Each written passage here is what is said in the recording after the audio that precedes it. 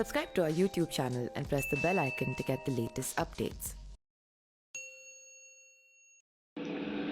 नमस्कार, मेरा नाम पिंटू सिंह यादव है और आप देखना शुरू कर चुके हैं न्यूज लाइव। दोस्तों, लोकसभा चुनाव नजदीक आने के साथ साथ विभिन्न राज्यों में भाजपा और सहयोगी दलों के बीच सीटों के बंटवारे की तस्वीर साफ होने लगी है। इस क्रम में भारतीय जनता पार्टी बिहार में नेतृत्व की भूमिका निभाते हुए 30 से अधिक सीटों पर लड़ने की तैयारी कर रही है। जाहिर है, लोजपा के दोनों खेमों के साथ ही उपेंद्र कुशवाहा और जीतन राम मांझी के लिए 10 से भी कम सीटों पर ही संतोष करना होगा। दरअसल 2014 और 2019 दोनों लोकसभा चुनाव में भाजपा को पूर्ण बहुमत दिलाने में बिहार की अहम भूमिका भी रही थी।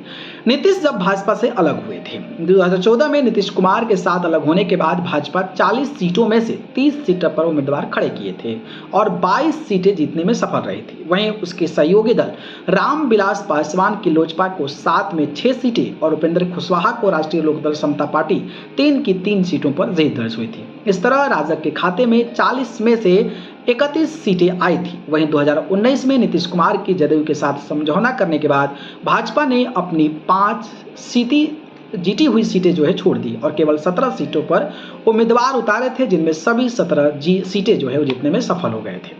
पिछली बार से तुलना वहीं जदयू 17 में से 16 और लोजपा 6 की 6 सीटों पर जीती थी। इस तरह से भाजपा सहयोगियों के साथ 40 में से 39 सीटों पर जीती थी। भाजपा 2024 में भी कमोबेश 2014 के फॉर्मूलों पर ही सीटों के बंटवारे का मन बना चुकी है, लेकिन इस बार सहयोगियों के लिए पिछली बार की तुलना में कम सीटें छोड़ सकती है।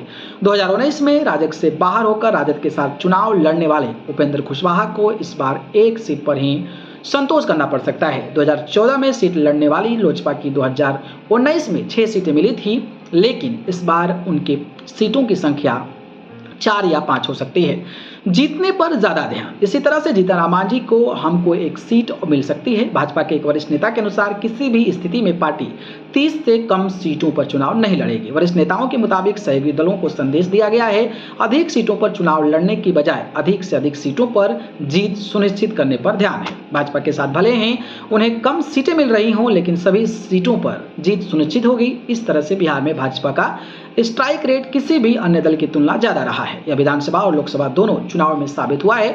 ऐसे में भाजपा अधिक से अधिक सीटों पर लड़कर उन्हें जीतना चाहती है। बाकी आपको क्या लगता है, क्या भारतीय जनता पार्टी अपने सहयोगी दलों की मुश्किलें बढ़ाएगी? इस पर अपनी राय बताइए।